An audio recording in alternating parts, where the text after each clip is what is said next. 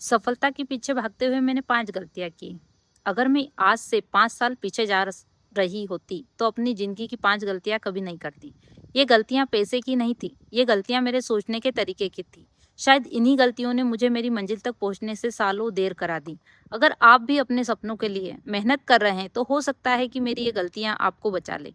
तो चलिए शुरू करते हैं। Mistake number 1। मैं हर किसी को अपना प्लान बता देती थी।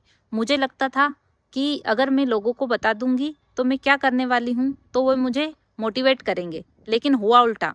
किसी ने कहा तुमसे नहीं होगा, इतना आसान नहीं है, इतने लोग कोशिश करके हार गए हैं। धीरे धीरे मैंने महसूस किया हर सपना तालियों का हकदार नहीं होता। कुछ सपने तब तक चुप रहने चाहिए जब तक वो सच ना बन जाए। Mistake number 2। मैं सबको खुश करने में लगी रही। अगर किसी को मेरी जरूरत होती तो मैं अपना काम छोड़ देती। किसी को मदद चाहिए होती तो मैं सबसे पहले पहुंच जाती। लेकिन जब मुझे जरूरत पड़ी तब मुझे समझ आया कि हर किसी की प्रायोरिटी बनने की कोशिश में मैं खुद की प्रायोरिटी बनना भूल गई हूँ। Mistake number 3। मैं दूसरों से अपनी तुलना करती रही। सोशल मीडिया खोला, कोई मुझसे आगे था, कोई मुझसे ज्यादा कमा रहा था, कोई मुझसे जल्दी सफल हो रहा था और मैं हर रात सोचती थी क्या मैं पीछे रह गई हूँ। लेकिन बाद में समझ आया कंपैरिजन मोटिवेशन नहीं देता है, कॉन्फिडेंस चुरा लेता है। Mistake number 4। मैं एक्शन से ज्यादा ओवर थिंकिंग करती रही। मैं परफेक्ट टाइम का इंतजार करती रही। Perfect camera, perfect skill, perfect confidence. लेकिन सच क्या था?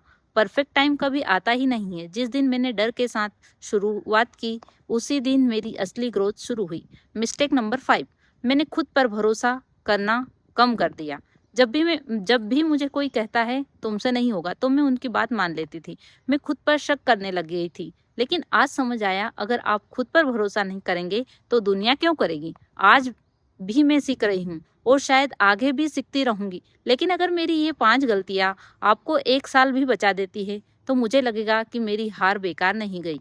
कमेंट में बताइए 5 गलतियों में से आपने कौन सी गलती सबसे ज्यादा की है।